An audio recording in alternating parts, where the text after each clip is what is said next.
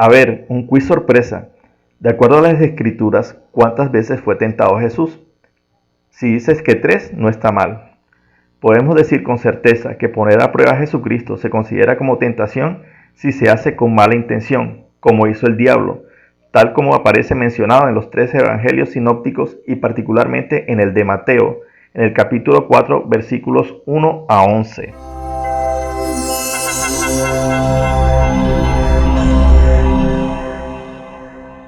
¿Por qué Jesús reprendió a Pedro y le llamó Satanás? Hola a todos. El otro día en Quora alguien preguntó, en inglés, traduzco y cito, Jesús llamó a Pedro Satanás.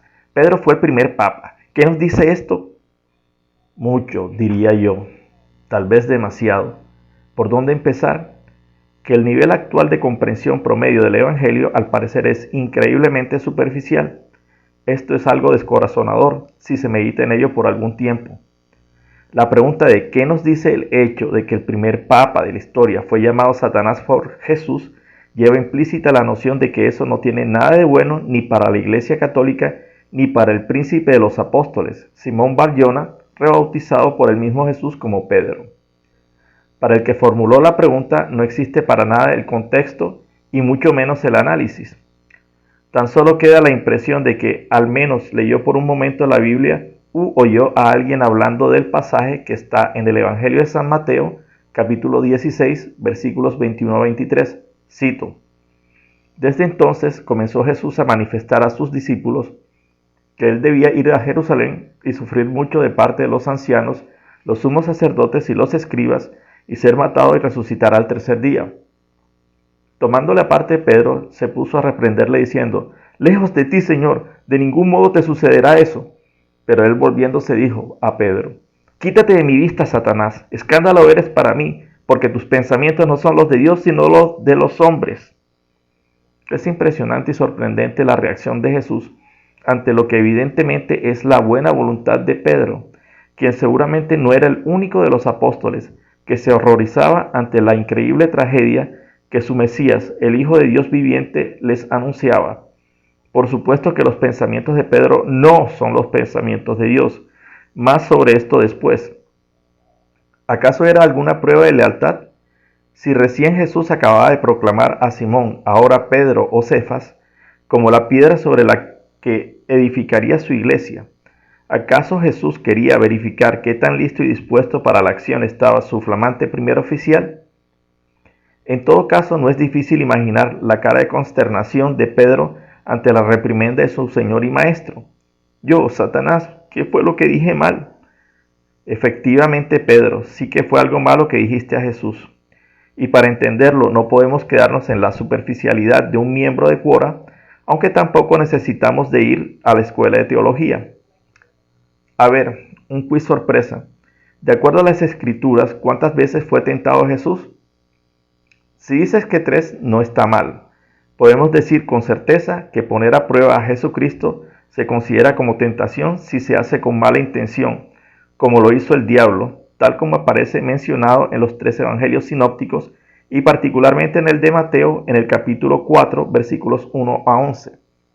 Muy bien, resulta que de acuerdo a esto, Jesús fue tentado más de 3 veces, ya que está escrito que los saduceos, los herodianos y especialmente los escribas y fariseos pusieron a prueba a Jesús, es decir, le tentaron.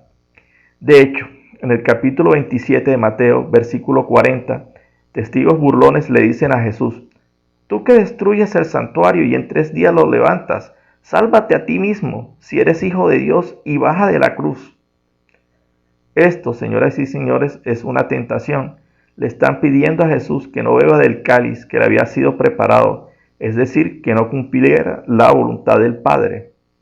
De nuevo, en los versículos 41 a 43, los burlones le ceden el puesto a los sumos sacerdotes junto con los escribas y los ancianos que se burlaban de él diciendo, a otros salvó y asimismo no puede salvarse. Rey de Israel es, que baje ahora de la cruz y creeremos en él. Ha puesto su confianza en Dios, que le salve ahora, si es que de verdad le quiere, ya que dijo, soy hijo de Dios. Otra tentación. Y de ñapa, el establecimiento judío del siglo I está citando y cumpliendo lo profetizado en el versículo 9 del Salmo 22. Por esto debemos estar atentos y conscientes de que las tentaciones nos seguirán hasta el final y que hay que pedirle a la Santísima Trinidad fortaleza para resistir y a la Santísima Virgen María su amparo, sobre todo en nuestra hora definitiva. Ahora me dirán que Pedro no quería que a Jesús no le pasara nada de lo que anunciaba, que difícilmente se podía comparar con las injurias que le hicieron a Jesús al pie de la cruz. A pesar de las buenas intenciones, estas palabras de Pedro quizás eran aún más insidiosas que la de los enemigos de Jesús que se regodeaban de su crucifixión. ¿Por qué? Pedro, a pesar de su preocupación, no podía ver ni entender lo que pasaba en su completitud. A diferencia de Jesús, no entendía o no quería entender lo que Jesús les anunciaba era la voluntad del Padre. Pedro, en pocas palabras, le estaba haciendo oposición a la voluntad de Dios. Y de esta forma, a pesar de sus pensamientos llenos de buenas intenciones y de sentimientos de afecto, estaba haciendo el trabajo de Satanás. Jesús descubrió inmediatamente la intervención de Satanás y por esto la severa reprimenda. Deja mucho que pensar, ¿verdad? ¿Cuántas veces hemos hecho oposición a la voluntad de Dios con nuestras palabras, nuestras acciones y nuestras omisiones? Ahora, un problema constante con quienes cuestionan a Dios, las Escrituras y la fe es que si perciben que los protagonistas de la Biblia son demasiado perfectos, entre comillas, entonces son irreales, por lo que ningún humano puede identificarse con ellos, y si se muestran sus faltas, entonces reclaman por qué fueron escogidos por Dios. Ya abordé ese tema en el video Gente Imperfecta escogida por Dios, del cual les dejaré un link en la descripción. No hay forma de complacer a los escépticos en este tema. Desde el punto de vista de su época y la de todos los tiempos, ni Pedro ni ninguno de los apóstoles estaba calificado para ser la vanguardia del Mesías. Los únicos que tenían algún tipo de experiencia administrativa eran casualmente Mateo el Evangelista, que previo al llamado de Jesús había sido publicano o recaudador de impuestos para el Imperio Romano, y Bartolomé o Natanael, del que el Evangelio de Juan deja implícito que había sido algún tipo de juez o componedor de causas menores. La higuera donde Jesús le vio sería un sitio estratégico para situar su despacho. Del resto no se sabe mucho, excepto de los que eran pescadores, y de Simón el celote o cananista, que por su apodo debe considerarse como lo que en nuestra época llamaríamos extremista político. En fin, ninguno era versado en las Escrituras, ninguno provenía de familia sacerdotal, y probablemente solo Mateo conocería los rudimentos de la lectura y escritura debido a su vergonzosa profesión. Además de la autoridad y la seguridad que sudaba Jesús, a los escribas, fariseos y demás enemigos proclamados de él, a ellos le debía rechinar hasta lo más profundo de sus seres que los seguidores inmediatos de Jesús apenas tuvieran la instrucción religiosa que se ofrecía e impartía en las sinagogas y por parte de los predicadores itinerantes, que es como debían percibir inicialmente al mismo Jesús, un predicador itinerante.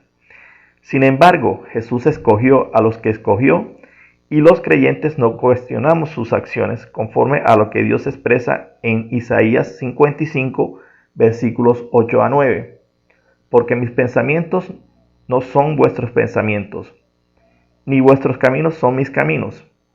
Oráculo de Yahvé, porque cuanto aventajan los cielos a la tierra, así aventajan mis caminos a los vuestros y mis pensamientos a los vuestros.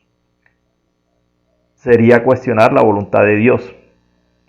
Y si crees que tienes las cosas más claras que Dios, bueno, eso será tema para otro día.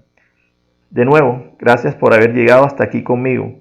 Por favor, no se les olvide comentar, darle like, suscribirse, verificar sus notificaciones de YouTube y compartir para ayudarme a conectar con el algoritmo. Que Dios los bendiga y chao.